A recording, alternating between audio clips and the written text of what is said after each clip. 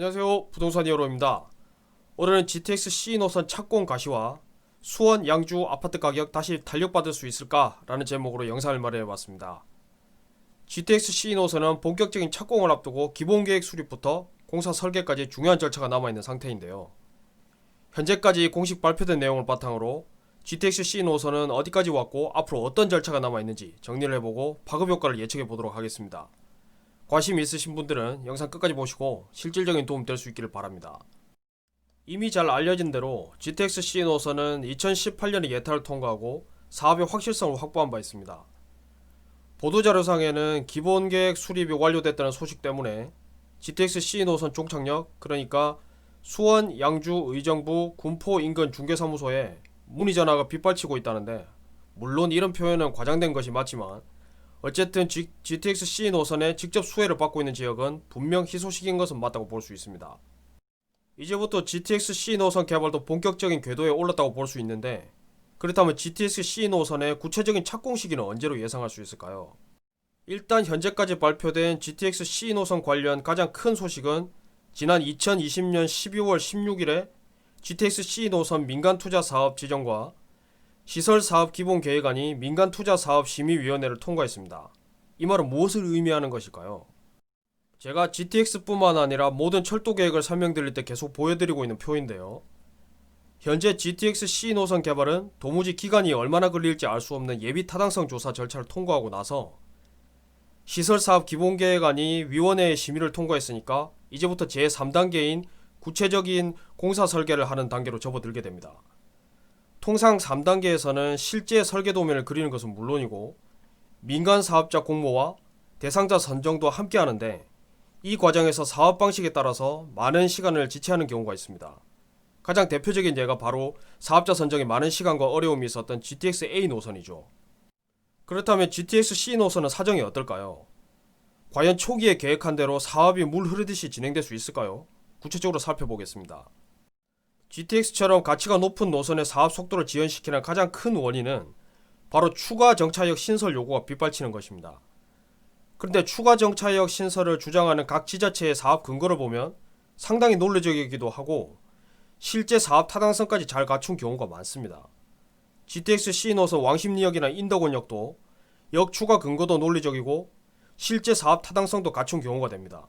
그런데 국토부 차원에서는 추가 신설역은 없다고 결론 내린 상태라서 현재까지는 GTX-C 노선 개발을 지연시킬 큰 위험은 일단 사라진 상태입니다.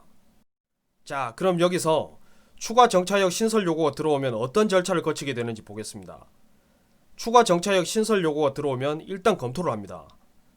여러가지 종합적인 요소를 고려해서 채택할지 아니면 기각할지를 결정하게 되겠죠. 만약 지자체의 요구를 채택하게 되면 기존에 세웠던 계획을 일부 또는 아예 전면 수정하기도 합니다. 어떤 방향을 선택하든지 어쨌든 사업은 지연되는 것이죠. 그렇다고 추가 정차역 신설 요구가 기각된다고 끝난 것일까요? 요구안을 검토한 결과 기각이 되면 일단 백지화되는데, 그나마 거기서 끝나면 다행이지만 대부분 자료를 더욱 보강해서 재차 정차역 신설 요구를 하는 경우가 많습니다. 지금까지 설명드린 내용이 불과 몇 시간 혹은 며칠 만에 진행된다면 상관이 없지만, 문제는 신설 요구가 한 번 들어오면 어떤 방향을 선택하든 사업 지연은 불가피하다는 것입니다. 거기에 이런 요구가 한 건이 아니라 두 건, 세 건, 그리고 그 이상이 된다면 그 결과는 어떻게 될지 충분히 예측이 가능하시리라 봅니다. GTX-C 노선의 두 번째 사업 지연 가능성은 바로 사업 진행 방식에 있습니다. GTX-C 노선은 BTO라는 방식으로 진행되는데, 이 사업 방식을 간략하게 요약하면 일단 민간 자금으로 만들어서 소유권을 정부에 이전하고 민간 사업자가 직접 운영해서 수익을 가져가는 방식입니다. 그럼 이 사업 방식이 왜 GTX-C 노선 전체 사업을 지연시킬 가능성이 있느냐? 첫 번째 이유는 서로 다른 민간 사업자들끼리 사업을 진행하다 보니까 중요한 의사결정을 내려야 할 때 합의점을 찾기가 어렵다는 것입니다. 이 방식으로 진행된 사업 중에서 실제로 민간 사업자들끼리 의견 조율 문제로 사업이 지연된 사례가 많습니다. 그리고 결정적으로 본 사업에서 발생하는 수익을 가져간다는 메리트가 있는 반면에 모든 위험을 감수하고 책임을 져야 한다는 부담감 때문에 민간 사업자 선정에 많은 시간이 걸리기도 한다는 것입니다. 지금까지 설명드린 내용이 조금 어려우시다면 그냥 편하게 BTO 방식으로 진행되는 사업은 사업이 유난히 지연될 우려가 있는 방식이다. 이렇게 생각하고 계시면 될 것 같습니다.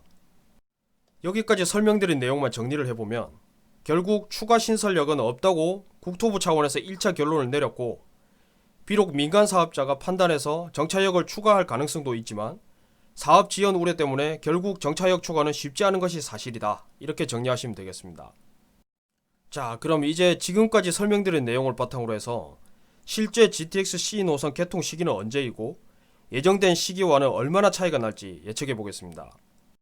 현재 GTX-C 노선은 설계 단계로 들어왔기 때문에 앞으로 남은 절차는 3단계와 4단계가 남은 상태입니다.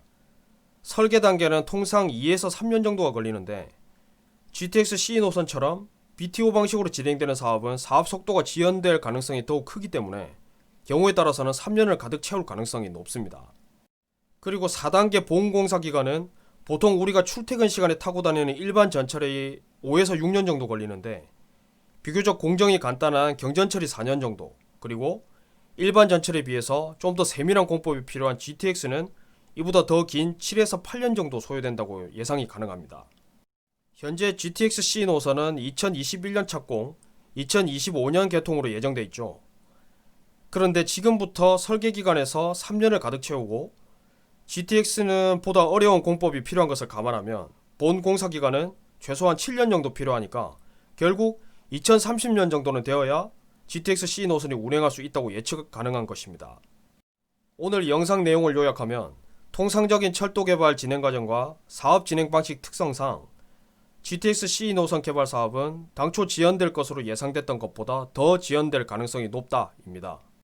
각 사업 구간이 길어지면 주요 공사 절차에 맞게 탄력을 받았던 아파트 가격 상승도 외부 요인에 의해서 일시적으로 조정을 받기도 합니다. 지금까지 제가 집필한 책과 영상을 꾸준히 보셨다면 어디에 기준을 두고 매매 전략을 세워야 할지 감이 오실 겁니다. 주요 공사 일정과 사업 진행 과정에 꾸준히 관심을 가지고 탄력적으로 대응하는 자세가 필요합니다. 오늘의 영상이 GTX-C 노선 직접 수혜 지역인 수원, 양주, 의정부, 군포, 의왕 주민 여러분들과 직접 관심을 갖고 계신 분들께 실질적인 도움 될 수 있기를 바랍니다. 감사합니다.